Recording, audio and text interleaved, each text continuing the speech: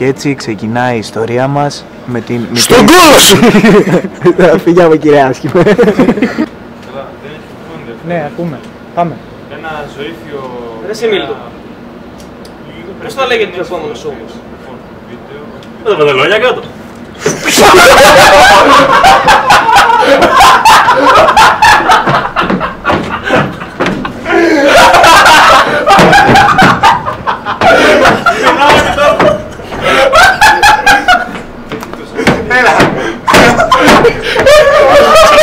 Δημήτρης, ετών 25.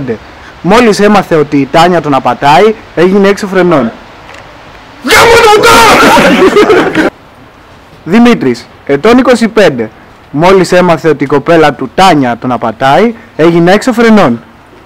Δεν το περίμενα ποτέ εγώ αυτό από την Τάνια και το ειδικά να το έχει με αυτόν.